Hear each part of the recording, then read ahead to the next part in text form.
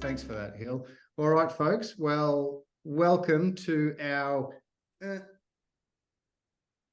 18th trail chat presented by For Wild Places. And this trail chat is supported by Smartwool, so check them out, smartwool.com. My name is Will from For Wild Places. My pronouns are he, him. I'm based in beautiful Port Kembla on Dharawal land, which is just south of Sydney. And we'd like to acknowledge the traditional owners of this land and pay our respects to elders past, present and future. For Wild Places is a group of activist runners with a purpose to use our love of trails as a tool to make a difference, to protect our planet and its wild places. So if that sounds like you, then join up today. We organise these chats each month with special guests to talk about running and sports activism and life and coffee, anything really. And we're stoked this month to bring you a super special guest that plenty of you won't need an intro, but I'm going to do an intro anyway. I've nicked some of it from his website. He's a blue sky dreamer, a trailite, and the founder of Tour de Trails. Tour de Trails is the culmination of much dreaming, an addiction to adventure, a love of trails, and a lot of map porn. He was also the founding publisher / editor of Trail Run Mag, although no longer affiliated, and he's a consultant with TRC Tourism, which specialises in nature and trail-based tourism and development across hiking, running, mountain biking, paddling, and more. You might know our guest from events such as from the Tour de Trail events such as Warby Trail Fest, Wild Mount Biripmo, I don't know that one, Surf Coast Trail Marathon, or the always electric Afterglow Night Run. Please give a big welcome to Chris Ord. Hey, Chris. Hey, guys. How you doing? Thanks for having me. I'd like to pay my respects to the Wadawurrung community on land who I sit. Beautiful. Thank you. Look, the first up question is a very technical one. We'd like to know how you going. Yeah, I'm pretty well. I'm at a desk, so I could be that behind me should be outdoors. Hillary's got a better sort of concept of it, making sure she's outside. But I'm well. Thank you very much. Touching down in between various jobs. Beautiful, beautiful. Now, Chris, we've only got an hour, and it always flies by. Your resume is ridiculous. It's very, it's crazy, very long. So I'd like to just go right back to the start and ask you, what got you into trail running, and what does trail running mean to you? Well, trail running, well, it means everything. It's I guess is something that I actually found it later in life to a degree. I became a trail runner as such, in my mid-30s. But back in the day when I was in high school, I did do a lot of cross-country running. And so I guess I did have an early affiliation, but I just didn't know it as trail running, right? I just ran. And it was the one thing that I was sort of semi-okay at compared to, running around the football field, etc. So, and I grew up in a place called Warburton, where Warburton Trail Festival is. So my childhood was very much about running around in the bush, what could and should be now, the Great Forest National Park. So, and at school, I didn't really have that many, sort of close friends or whatever. So I'd come home from school and throw my bag, and I just want to disappear into the bush. And I found that the bush was my safe space.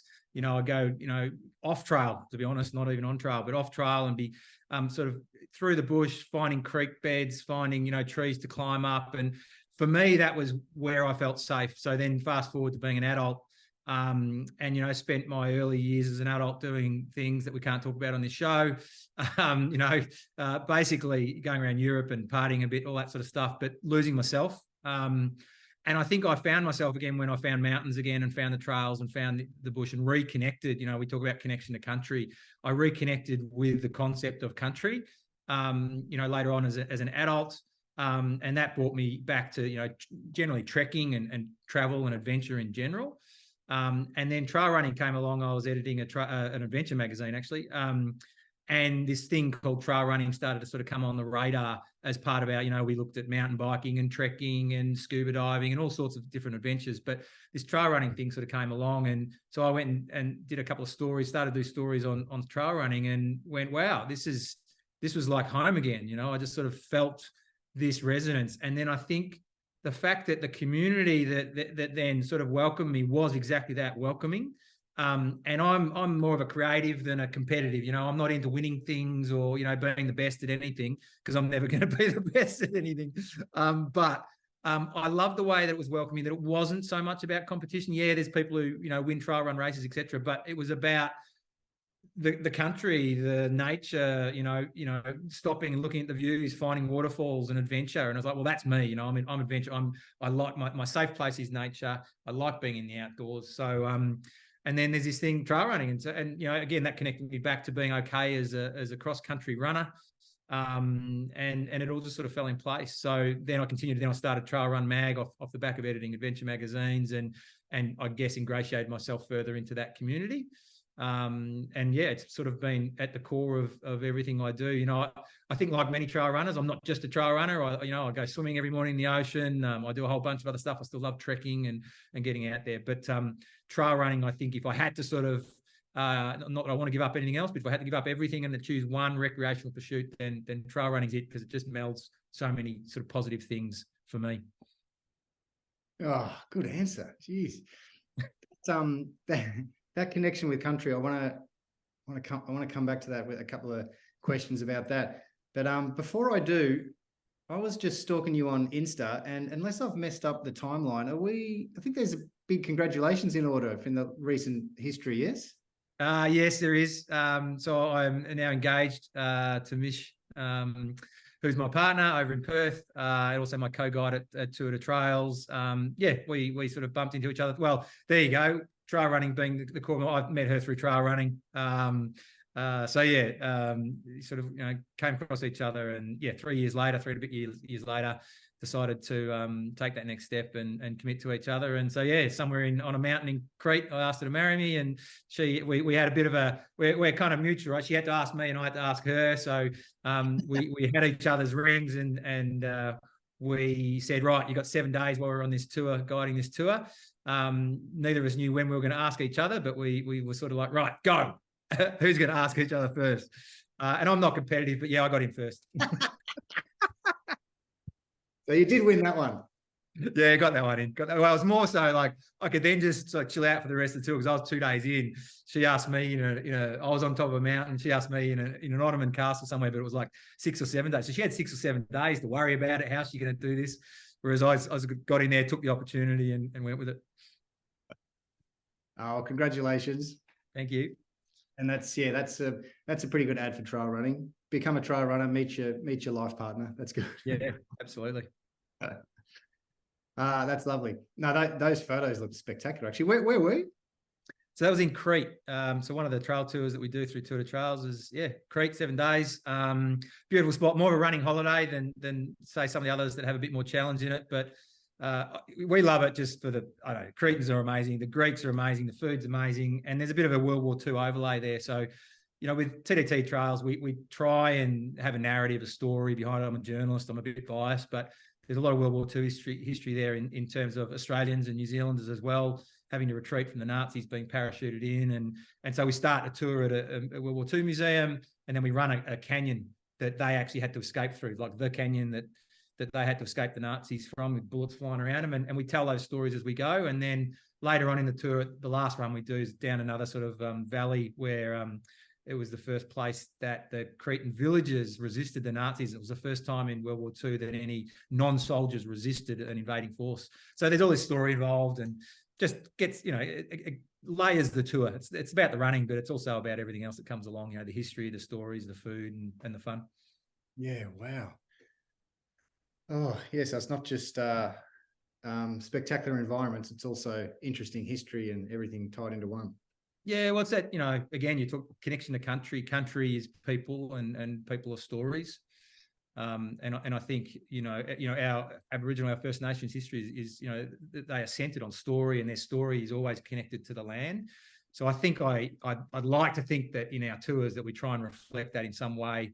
At moments throughout our tours, that we try and figure out how can we as a group moving through this landscape connect with it, and quite often that's not just looking at pretty views, it's trying to figure out the stories, the history, the people, and their modern day stories and their historical stories as well. So we try and create that connection so that it's meaningful. Travel should be meaningful and transformational. So we try and ensure that people come away from that tour transformed in some way, small ways, big ways, big life meanings, small life meanings, just transform in some way. Bang. You've just literally answered my next question. So you've ruined thanks. But no, I'm gonna ask it anyway, because it's pretty funny though. I literally was gonna ask. Well, I'll just go back and ask it. We feel a great affinity for your work, and I know less about TRC tourism, but big fan of Tour de Trails, obviously. But we kind of see runners as like natural allies of the movement to environmentalism. You know, people who want to protect our environment, because once you get out into nature, why wouldn't you want to protect it? It's kind of that you know, the experience. Yeah, it can be transformative. So yeah, you've kind of already answered it, but I literally did want to ask you, have you seen that in your work? Like, have you, like, as well, for me, it's a bit of a theory. I don't know if I've probably seen it, but for me, it's more of an idea. But have you seen that in action, where people experience the wild and then, yeah, kind of have this epiphany, this transformation, where they then can't believe it's so beautiful, can't believe it's under threat, want to take action to protect it? Yeah, absolutely. You know, all the time. And then that starts from me wanting to take action because of my connection to it. So I understand inherently my connection to it and the power of that. So therefore, you know, the next step is, well, surely that's happening with other people. And I think trail running in particular is really interesting, because there's lots of other recreations that get you out into nature. But trail running has this beautiful alchemy of community, and bringing in people who may not have been outdoors kids. You know, I think a lot of people in trail running are not necessarily runners. They're not necessarily outdoorsy. They didn't always grow up camping with their parents, you know. So when you grow up with that, you tend to, it's ingrained in you. You know, I grew up as a scout. My dad was a scout leader. I spent time in the bush, as I said. So, you know, it was there from really early. But you've got to remember, a lot of people don't necessarily have, you know, that outdoors childhood. So they get to adulthood and they face all the same problems that we face in life, work and stress and mental health and all that sort of stuff. And they don't have that anchor back to the outdoors. So then bring something like trail running, and it can happen in other places, you know, mountain biking and paddling and other sort of outdoor recreation. But those two, for instance, and surfing, you know, they require skill, they require equipment. They're a slightly higher sort of barrier to get into and maintain. Trail running, like walking and trekking, you know, low barrier of entry. You know, you can, if you don't need trail running, you can just go running, right? A pair of shorts and a t-shirt, away you go. So with that in mind, I think that plus that, whatever the alchemy is about a trail running community, means that a lot of people have come into it from a non-sport, outdoorsy sort of background. And they're welcome to it. You know, that's really, really important. They're not pushed away as, oh, you're not fast enough, or you're not good enough, or you're not skilled enough, you're not experienced enough. It's like, yeah, come, I want to show you this view as well. Look at this mountain, isn't it cool? Look at this creek. No, isn't it awesome? And so I think that's the power of trail running in particular, and to a degree, obviously walking as well. But walking can often become a very solitary thing, or not always as communal. You can go walking with friends and groups, but there's not this connection that happens in trail running via events and then, you know, social groups and tours and all sort of stuff. And so I think people are drawn into it that wouldn't be drawn into it otherwise, you know, and that is where the power lies, because then it's just the magic that we all know and love. You know, they get into it, they're welcome, they feel comfortable, they feel as though it's their place. And then, yeah, as you just said, how can the power of nature not win you over? Like, once you have been in a beautiful place in nature and sat in the silence of it, or, you know, there's no way that you can then walk away and go, no, I don't give a shit. You know, so trail running, and then by extension, you know, that gap that I believe you guys fill at For Wild Places is making that bridge and saying, hey, trail runners, like you all feel it, let's do it. Let's actually, you know, be activated. And I think that people still need activation of, you know, and I've had this discussion with Hillary at Warby Trail Fest about how trail runners, you know, mountain bikers are really good. They're a club-based sort of community. Not every mountain biker is in a club, but they do working bees on trails. And it's part of just the way that they operate. Trail running, I think, has been a little bit behind the eight ball with that. It hasn't had, until you guys have come along, that impetus, that organisation to say, hey, let's be stewards of the environment. And so I think it's a really important bridge, because the momentum there is in the community, and the will and the want and the care and the passion, but it's just that activation and how to how can I, as a trail runner, get out there and do a little bit more for the trails I love? So, all of that is an alchemy that means that, change, I think, is seen quite strongly in trail running, but also outdoor recreation in general. You just see people, and that's just the inherent power of nature, I think. How can you not just love it? Yeah, totally. And yeah, I hear what you're saying about, because I love mountain biking. I'm not so much into the water stuff because I just get cold and I don't really like water, but I love the land-based activities.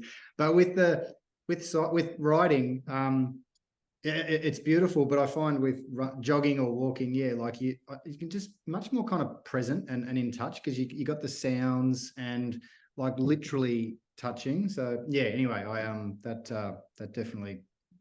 definitely resonates with me. And good call about the mountain bikers. It's funny, here in the Illawarra on the escarpment, there's a big debate about illegal mountain bike trails and threats to the escarpment and that kind of thing.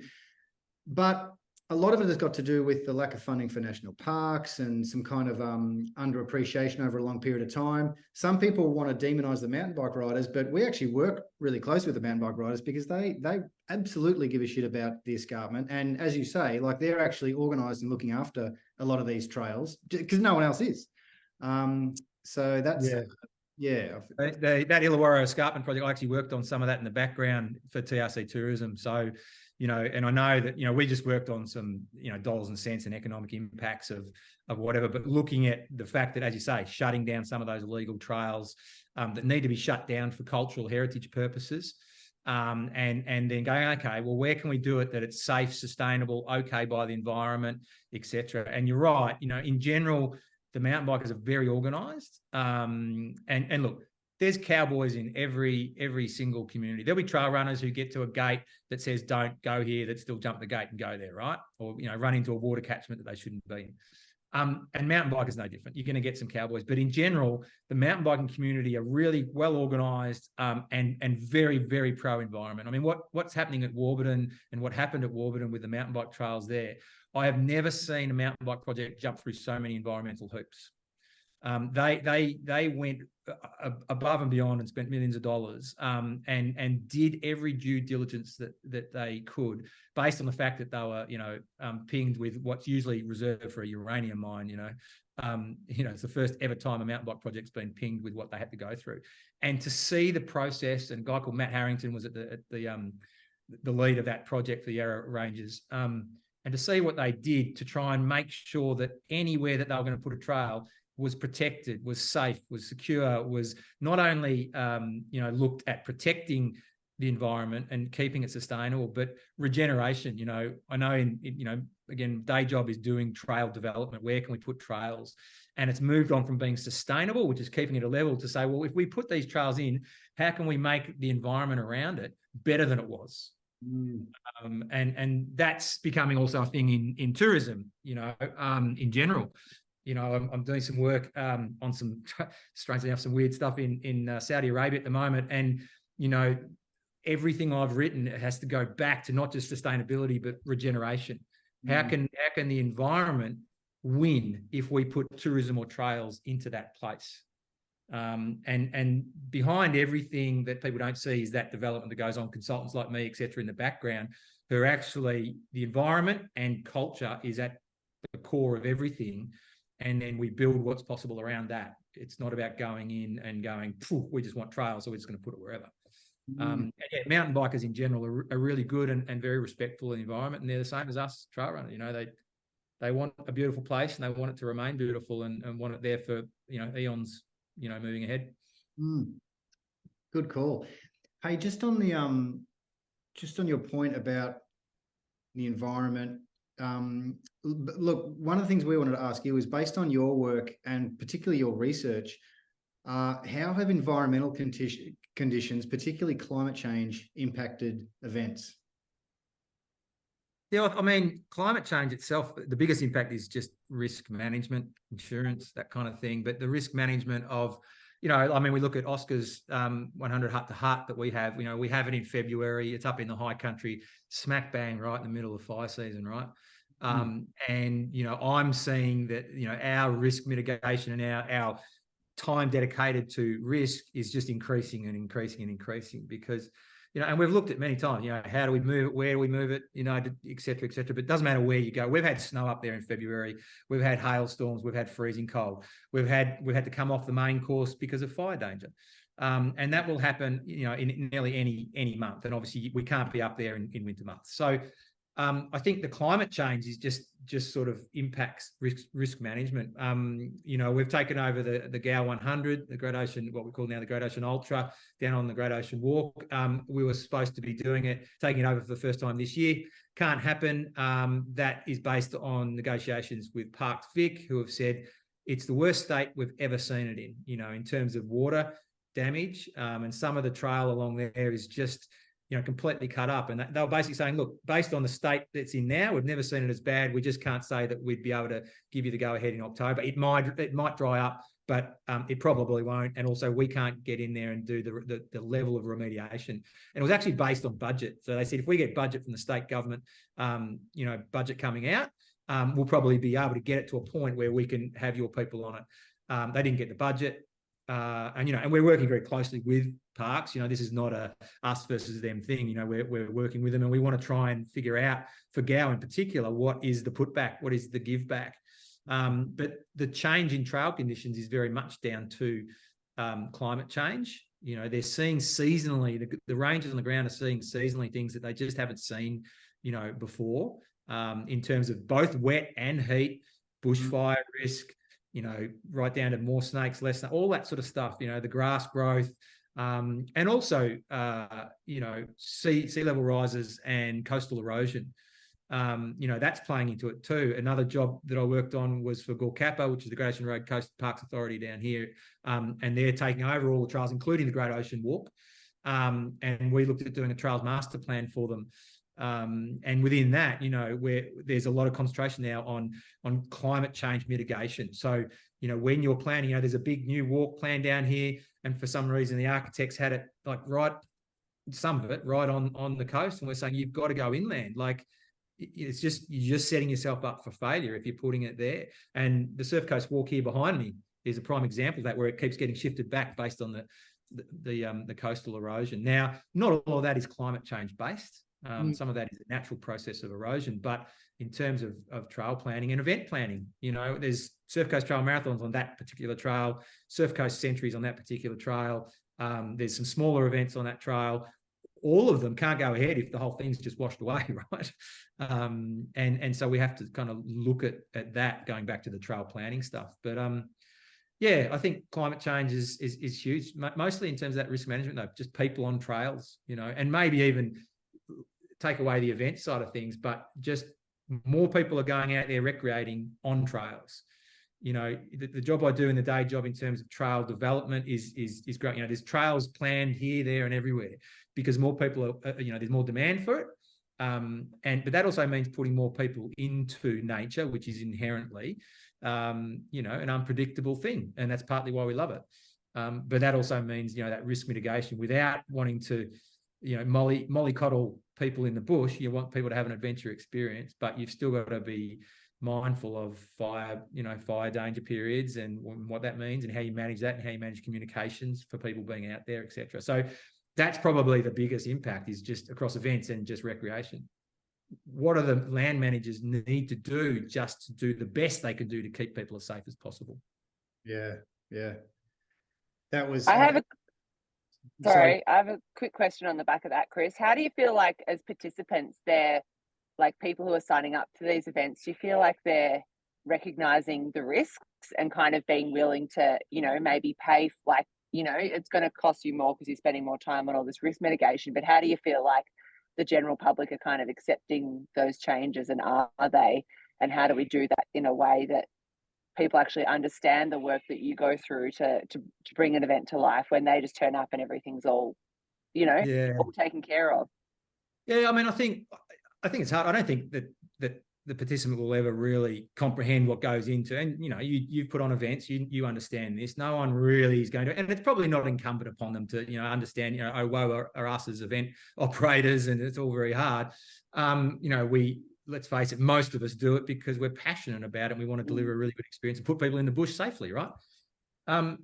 But to the other point about, do they really understand the risks and what goes on in putting them out there? I don't know. And I think there's more people obviously coming from either a non-outdoors background or road runners discovering trail running who don't necessarily understand. So, and that you can see that in things like more people not taking their mandatories, you know, and you know, they just see it as a bother, you know, rule that it's an impost. And, you know, I'm only running 20K. Why do I have to carry a snake bandage? You know, well, because you're going to die without one. It's very simple.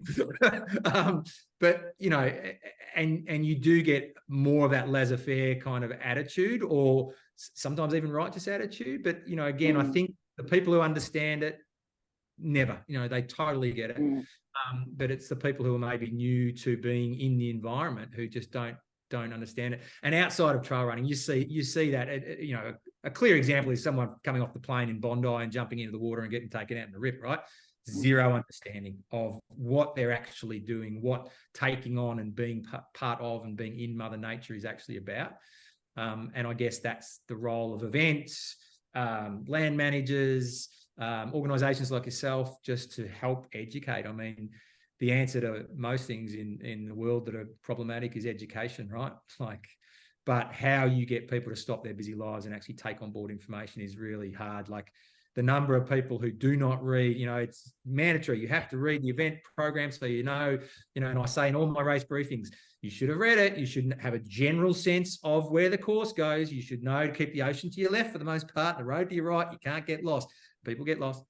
You know, and they haven't read the event program. They haven't got, oh, I didn't know that, you know, and it's, well, I think the real problem is, how do you get people to actually stop and take time to allow themselves to be educated? Totally. We've tried to put on a few trail running first aid courses down on the peninsula, and we've just had no uptake. You know, and it's, people like the idea of it and wanting to, like, you know how to use what gear we have in our running vest, you know, to help us out of a pickle, but actually getting people to sign up and commit the time and the money to doing that is another is a bit of an impasse. And yeah, it's just an interesting one, because I think, yeah, we all like the idea of being more educated, but not the actual time and, like you said, patience that it requires to actually have that education. Yeah, exactly. Everyone's going a million miles an hour, whether it's, you know, a job, a freelance job, whatever it is. They're just doing this the whole time. To stop and get that in is hard. Yeah. Oh, sorry, got absorbed into thinking about that. Very good. You kind of covered it actually, but yeah, I was going to follow up before about what can trail runners and event organizers do to not just kind of mitigate the impacts of climate change, but in a sense adapt to it. But yeah, you kind of covered it. But you know, I think, yeah, I know risks obviously the big one, but the whole insurance question kind of freaks me out. Like whether we need to look more to doing events on private land and not public land to avoid some of these things, or I don't know, like what. Sorry, you did kind of cover it a bit, but any other thoughts on what we can do to, yeah, adapt to this changing world? Yeah, look, I think if I knew the answer, I'd be on some speaking tour, I reckon. But so look, I to be honest, I don't know. I can't. My tiny little brain can't wrap my head around lots of things in this world. You know, from current conflicts to stuff like climate change. You know, I think sometimes there's more work going on behind the scenes with things like land managers, etc., than we think. And they're doing their best, but obviously getting bogged down in budgets and bureaucracy, right? How the individual can change. I mean, I guess it's just all the small things. It's trying to just small things and habits. You know, I think I know with my, you know, I'm like everyone else. I'm running around doing a million things, trying to keep my head above water. And if I think about it all, I get panicked and, you know, anxious, so I break it down and just do the little things. One tiniest little thing, the 1%ers, you know, just Douglas, you know, champion mountain bike racer, you know, used to call it the 1%ers. And if you it's the 1%ers that probably add up.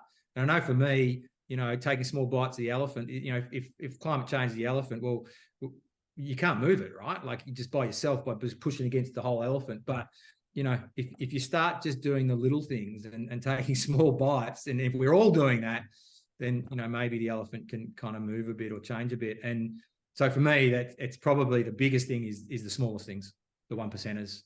And I think collectively that'd be great. And they're the things that, you know, again, your organisation tries to encourage, and things like your first aid course, that's got nothing to do with climate change, I know, but, you know, putting it out there is just your first 1% and no one comes, but then you might put it out there again or find a different way to do it or a different date or ask feedback. And then your next 1%, you might get 3 people along. And then, you know, it just sort of happens. And I know for me, you know, it's the little things, even down to, you know, boring old, you know, recycling and stuff like that. And tiny things. I'll take the lid off the glass, you know, because you're supposed to take the lid off the glass before we put the glass in. And then, you know, and now, is that going to make a big difference? Are they recycling properly or not? I don't know, but I'll at least start with something.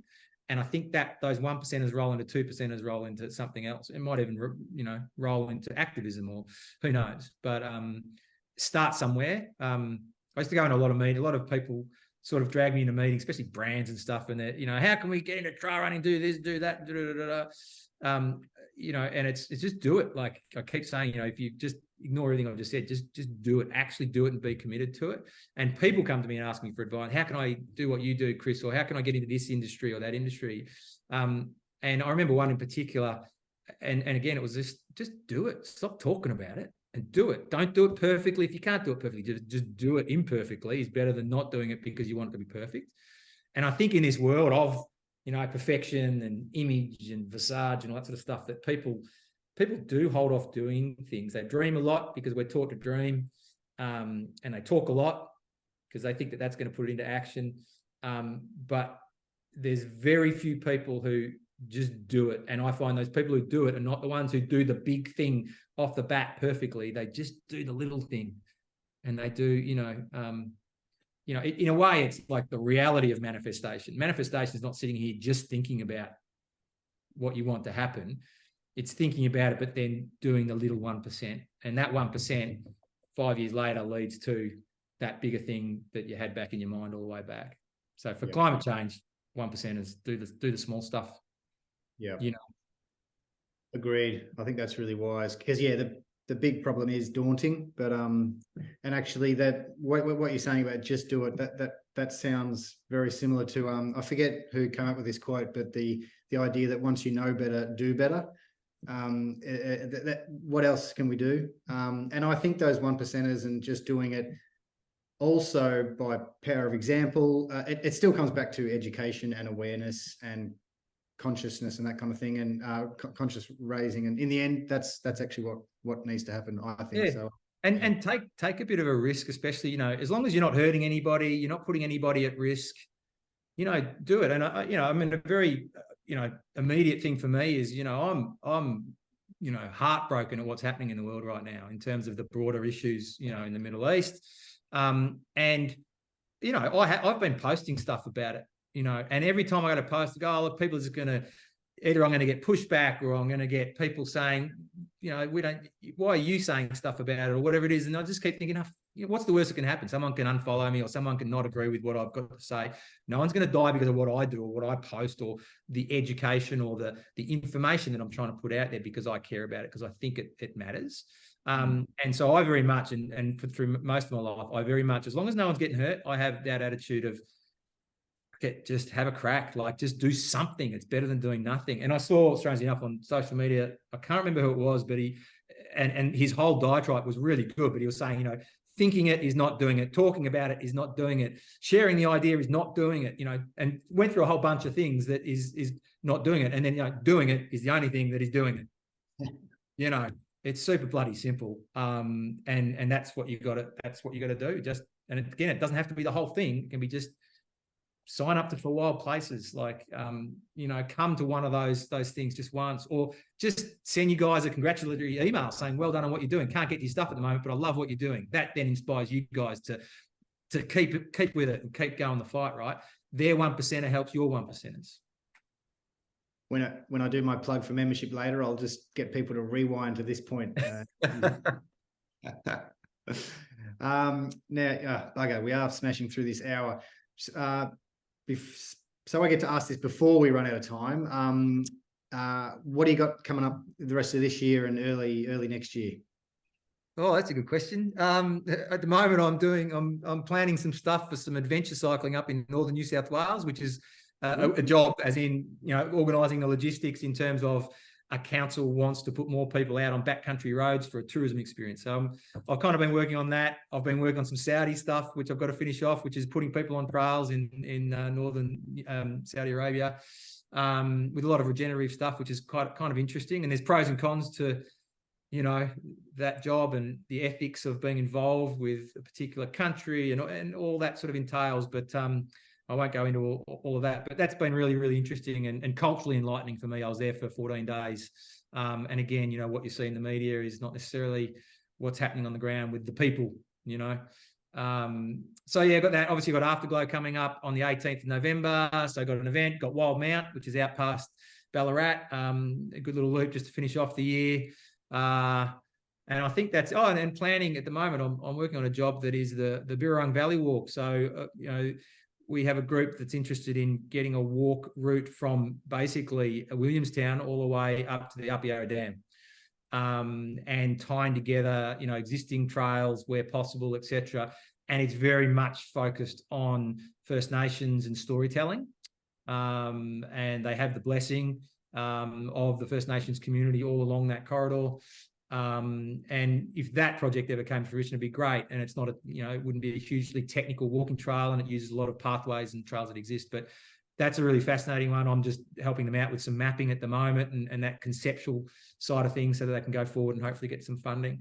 So that's, you know, juggling the balls, and then next year gets busy with events. So, you know, we have a duathlon up on Mount Buller. We have Oscar's Hut to Hut 100 in February and Warby Trail Fest in March. So the first sort of quarter of next year is events for me. And the last bit of this year is a couple of events and finishing off some consultancy stuff in the trail space. So good. I've got a gazillion more questions on such different topics that we need about 36 hours. Does anyone else have any questions for Chris? I have it's probably not a quick one, Chris, but when you're looking for new trails and stuff, and not necessarily for events, but for your own adventures, what are your kind of go-to apps, and how do you, you know, plan a fun day out, you know, in a place that you've never maybe been before? Yeah, good question. A million different mapping apps. For me, it's about cross-correlation, and that's with my work stuff, because a lot of what I do is in the mapping and finding trails and finding places and points of interest in the wilderness. So, I mean, for guiding, we use Gaia GPS quite a lot. So myself and Mish and any other guides like Frenchie who guides with us in France, you know, we use Gaia to make sure, because we can use that offline. So you pay, you know, guys, I think $30 or something like that, but it means that you can download the backing maps. You can have your GPX on it, and you can see where you are relative to where you should be. And their topography underneath is probably the best that you can get on that sort of consumer level. So yeah, Gaia GPS, a lot of planning I do on all trails. That's a lot more simple than GPS, but it's just good for easy, quick planning. And then I usually export out of that and into other applications. I always reference back to Google Earth to see what the terrain like and, you know, what's going on from that sort of side of things. And then sometimes government mapping applications. So if I'm doing jobs in Victoria or Australia in general, each state has their own mapping sort of portals that is actually publicly available. And they're quite often the same maps that the emergency services use, etc. So they're about as detailed as you're going to get. And, you know, maps are a human constructed thing, right? Like they're based on information that humans have gone and got, and no human ever gets all the information. So all of the maps have different degrees of information. One map will say there's a trail there. One map will say it's not. You'll go to that trail and that trail doesn't exist because that information has come from 20 years ago and never been scrubbed off the map. So, yeah, I try and cross-reference, and that gives me a clearer picture of what might actually be on the ground. Sometimes it's really hard. You know, you talk about my own little projects and things I'd love to do. I've got a climate change project I'd love to do actually in Vanuatu, which is about a 300-odd K run trek around an untracked section of Espirito Santo, which is an island. And the reason I want to go and do that is because there's villages all around there, but no roads. There's no roads throughout this peninsula. and there's villages around it. They usually boat back in, you know, bringing their fish or whatever it is to the village to sell in the market and go back. But they're being impacted by climate change. And Vanuatu was one of the first countries to go to the UN and say, hey, this ain't fair. You know, what you guys are doing is impacting us. And there's, you know, villages have had to move back where their market gardens are behind their villages have changed, how their stuff grows has changed. They're like on the front line of climate change, right? And so I wanted to sort of go in there, use trail running similar to you guys in terms of, or, you know, adventure and trails, go in there and do an expedition which goes 300 odd K around, goes from village to village. And my thinking is that the villages are sort of far apart, but they will have trails. They will have people walking between the villages. No roads, but they'll have trails, not on any map. So, you know, going back to the mapping question, I'm looking at Google Maps. I'm looking at old school bits and bobs that you find on Google. And there's some places there's just no information. So I'm zooming down on Google and I'm seeing like what looks like a line. I'm like, if it's not a trail, it's I could get along it, you know. And you know, typically that's not always the case. You can get on the ground. I've done that before and got on the ground. You're like, there's no trail here. This is actually a swamp. So yeah, for that, there are no government maps that I can get into. There's no, you know, all trails, and even Gaia won't really give me much. So it's Google, and then it's get out there, and that's why it's an expedition, because you don't know what the hell you're going to find. So you know, that's one I'm really sort of keen on figuring out how I can get going at some stage. Yeah, that sounds amazing. That would be totally amazing. Wow. Yeah. Yeah, it'd be good. And the idea is obviously as we go between, we talk to some of the chiefs of each of the villages and just get their lived experience, you know, and the elders of those villages will be able to tell you on a longitudinal, you know, they've been there all their lives. They can say, yeah, the water used to be there, now it's there. Yeah. You know.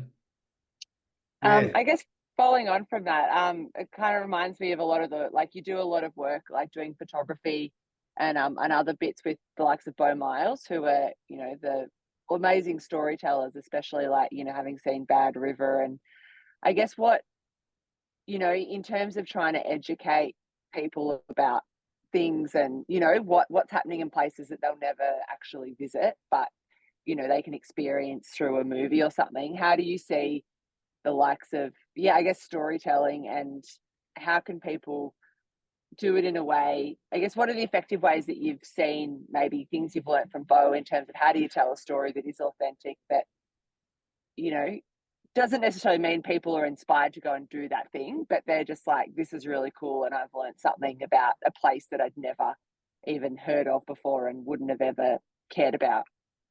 Yeah, well, I mean, I'm biased because I'm a journalist by trade, so storytelling is core to me, and whether it's storytelling through an event or storytelling through a tour or with Beau, and I mean, my, you know, original role with Beau, as well as being a cameraman, was to be a story editor. So I would help direct him, you know, in terms of how to build a story.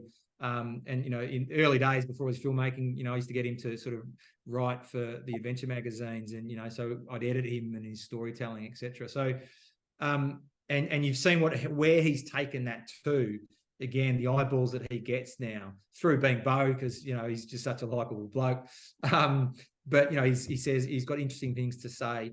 And I think it's really important. And he hits a really beautiful sweet spot that he's not preaching. He's not beating anyone around the head. It's not a hard-hitting documentary.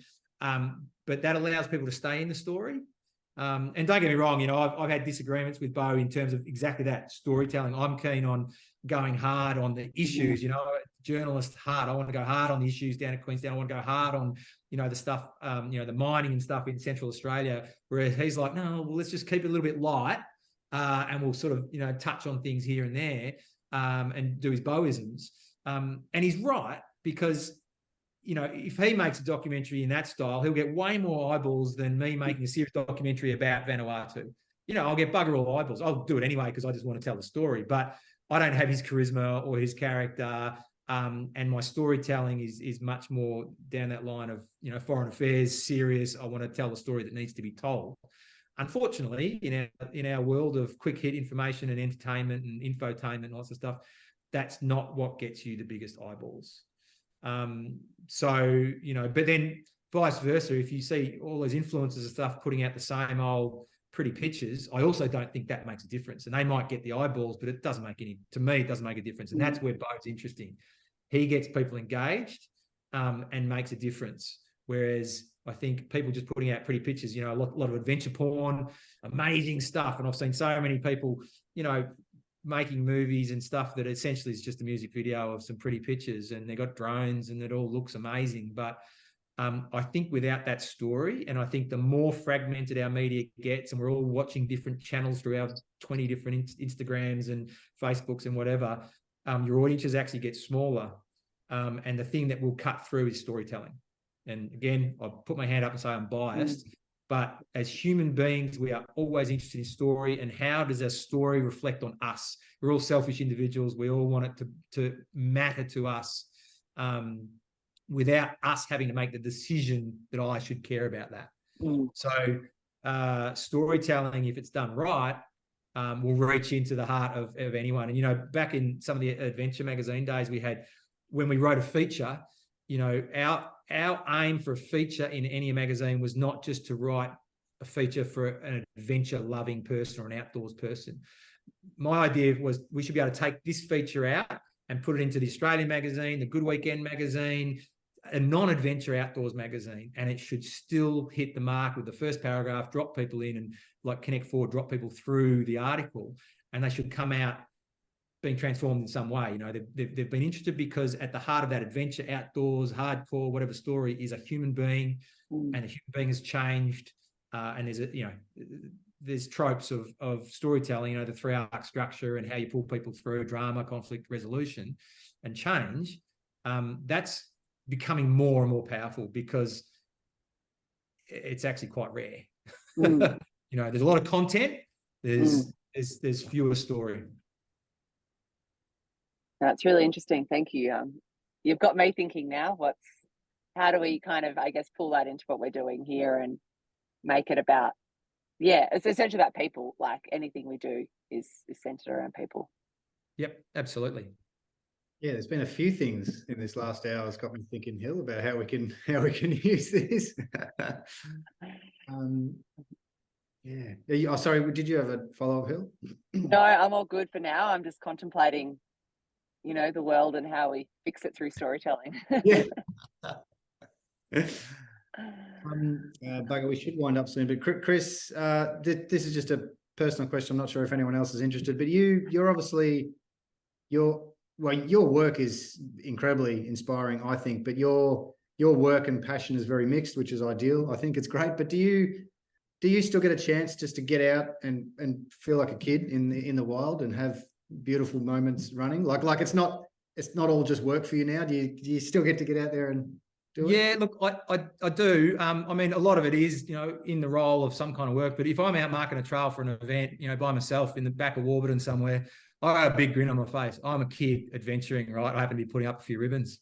You know, the other day, you know, in Saudi Arabia, my job was to go out into this place called the Hizma Desert and hoot around there. And I was there to you know, analyze and assess and blah, blah, blah. But, you know, there I am that night sleeping on a sand dune with one other bloke, having mint tea, looking at the sun go down, and biggest grin on my face. Like, I'm still a kid going, holy crap, I'm being paid to do this. Now, you know, it's not all beer and Skittles because I'm a freelancer, right? So things are like up and down, and I'll never be a rich man. But I think my riches are experience, and that's a little bit of a cliche as well, but my riches are experience. So yeah, like there's been times where I've been out mountain biking around forest, auditing trails, going, I am the richest man on the planet.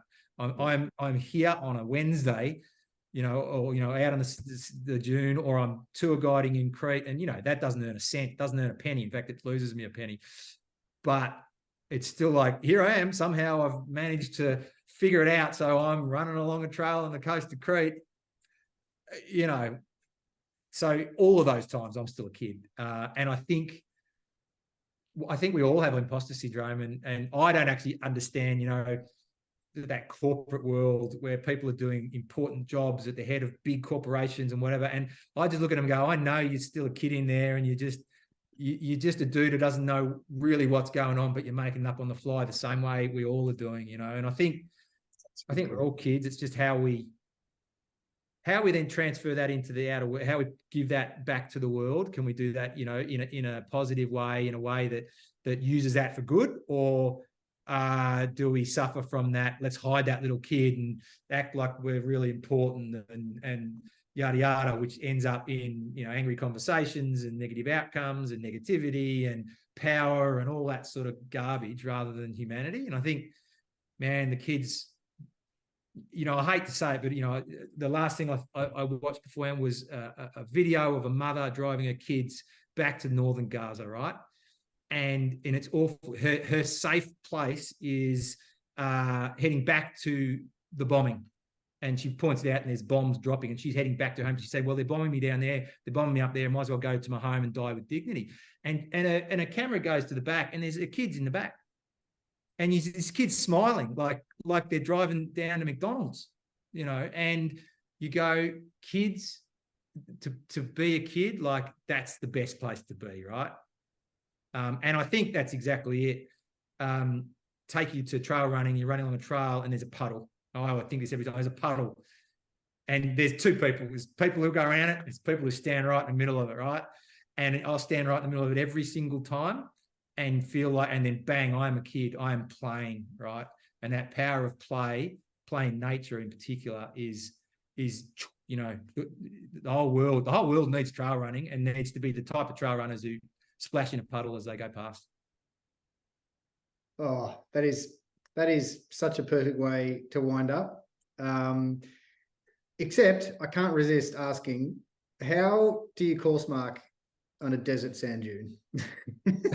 Well, desert sand today. So Saudi wasn't about events or races or anything like that. So I don't know is the answer. You'd have to ask the mob that do the Simpson Desert Ultra or one of those guys. I don't know. It'd be good question. But yeah, when I was there, we were looking at trails. They're actually in mountain massifs. So there's canyons, and it's not the desert that you think of. That's the empty quarter down in the south of the country. We're up in the north. If you think of Wadi Rum in Jordan, basically where the Hizma is an extension of Wadi Rum, is an extension of those sorts of landscapes. So there's sand dunes in between in the wadis, but lots of trails or ancient trails of Bedouins, who go into the canyons and they're hunting or they're finding water or whatever. But it's interesting. That's one of the questions we've got to answer, or the guy that's designing all the trails there needs to answer. What's his waymarking technique, especially when you get to a wadi and you've got to go 1 kilometre across a sand dune? Yeah. Good question. Technology. I have one final question for you, Chris. Just what you were with that last question. I'd be interested to know your reflections on the common trope that students are told that, you do a job you love and you never work a day in your life.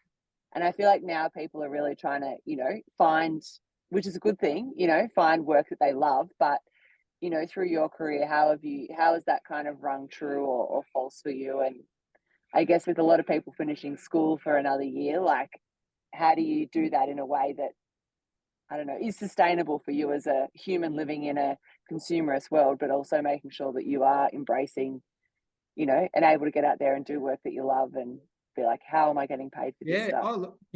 It's hard. And I think, do something you're passionate about. You never work a day in your life. It's true, but it's also not true in terms of you're still going to work. There's lots of things I've got to do, sitting in front of a computer and marketing. And I don't like social media in terms of the marketing side of it. And so there's lots of things you still got to work.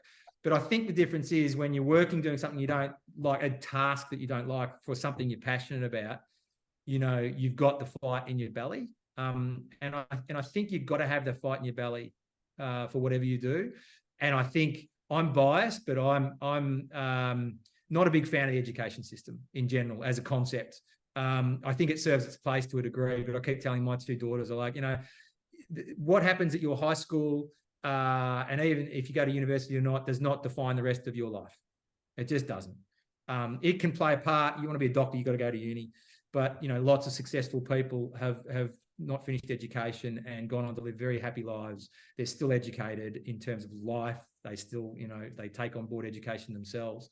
I think just it's don't be caught into the system for the sake of the system. And I'm not rallying against the system so much, but I'm just saying, if you're going to go and put a lot of importance on high school or university, know why, and make those reasons valid. rather than doing it because your parents told you to, or because of the system, and you know, you got to get your high grade point average to get into that thing. And you know what? You'll never work if you don't have a degree. Well, I suffered at that hands. I was told, you need to go and get a degree, Chris. And I went and got a degree, and I haven't really used it that much. It was sort of relevant to what I do, but I could have still ended up right where I am without that degree, through taking decisions in life and following gut instinct and following passion and making decisions based on that, and realizing that it's a long journey. You know, like I totally understand from the outside, people look at the things I do and maybe the Instagram feed when it's going mad when I'm away, and you'll notice it goes silent when I'm at home working on a report, right? But that's a 25-year journey, right? And lots of mistakes. You know, I started out I walked into a corporate career. I nearly ended up in a gutter, and if I didn't get out of that corporate career, I would be still in that gutter, you know, doing lots of bad things. Like I was on a path to nowhere, and the only reason that I didn't end up there is because I listened to my gut and I took a risk, and I thought, you know what, I've got to go that direction, not that direction, because that's where my gut is, that's where my head is, that's where everyone's telling me to go. I'm going to follow my instinct, and down that path can sometimes be a bit rough, but you then have the strength to follow on because you're fueled by the passion, the interests, and they'll get you through those moments. Whereas if you go the other way, passion, interest is gone. You're doing it for the money because people expect you to do it or whatever, and you do. I know I won't name it, but I know people, and you're just empty inside, right? So, you know, and also to understand that it's not the old school train for a career and that's what you do for the rest of your life. You can always, I hate the word, but you can always pivot. You know, I mean, I'm not an event director. I have no idea how to bloody run an event.